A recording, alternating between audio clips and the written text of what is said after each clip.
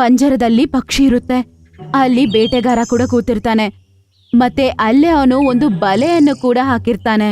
Friends, ಬೇಟೆಗಾರ ಜಾಲ ಹಾಕಿದಾನೆ. ನನಗೊಂದು ಐಡಿಯಾ ಬರ್ತಾ ಇದೆ. ಆಮೇಲೆ ಆನೆ ಅವನ ಐಡಿಯಾವನ್ನು ಹೇಳ್ತಾನೆ. ಆಗ ಎಲ್ಲ ಪಕ್ಷಿಗಳಾದ ಮೇನಾ, ಗಿಳಿ, ಕಿಂಗ್ ಫಿಶರ್ ಮತ್ತು ಉಡ್ಪೆಕರ್ ಅವರೆಲ್ಲರೂ ಹೋಗಿ ಆ ಬಲೆಯಲ್ಲಿ ಕೂತ್ಕೋತಾರೆ. ಅರೆ ವಾ, ಇವತ್ತಂತೂ ಮಜಾನೇ ಮಜಾ.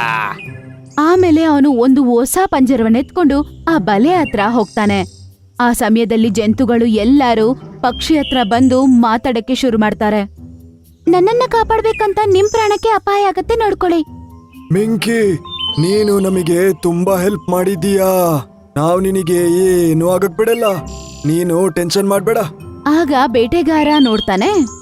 ಅರೆ, ಇದೇನೋ ಇಷ್ಟು ಪ್ರಾಣಿಗಳು ಅಲ್ಲೇನ್ ಮಾಡ್ತಾ ಇವೆ?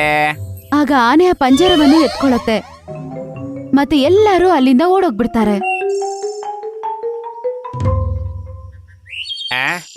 ಒಂದು ಹಕ್ಕಿ ಕತ್ಕೊಂಡು ಹೋಗ್ತೀರಾ?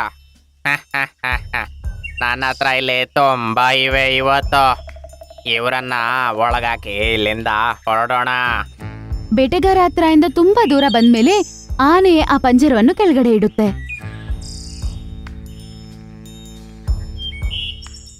ರೋಮು, ನೀನಲ್ಲಿಂದ ಒಂದ್ ಸೈಡಲ್ಲಿ ಹಿಡ್ಕೋ.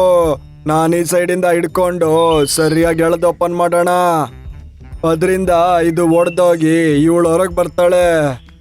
ಹೋ, ಹಾಗೆ ಮಾಡಿ ನೋಡೋಣ. ಆನೆ ಮತ್ತೆ ಗೇಂಡ ಮೃಗ ಇಬ್ರು ಸೇರ್ಕೊಂಡು ಆ ಪಂಜರವನ್ನು ಓಪನ್ ಮಾಡೋದಕ್ಕೆ ತುಂಬಾನೇ ಟ್ರೈ ಮಾಡ್ತಾರೆ ಮತ್ತು ಎಳೆಯಕ್ಕೆ ಶುರು ಮಾಡ್ತಾರೆ. ಅಲ್ಲೇ ಇರುವ ಜಂತುಗಳನ್ನೆಲ್ಲ ಇದನ್ನೆಲ್ಲ ತುಂಬಾ ಕ್ಯೂರಿಯಸ್ ಆಗಿ ನೋಡ್ತಾ ಇರ್ತವೆ. ಅವರಿಬ್ರು ತುಂಬಾ ಕಷ್ಟಪಟ್ಟ ನಂತರ ಆ ಪಂಜರ ಒಡೆದು ಹೋಗ್ಬಿಡುತ್ತೆ. ಪಕ್ಷಿ ಆಚೆ ಬಂದ್ಬಿಡುತ್ತೆ.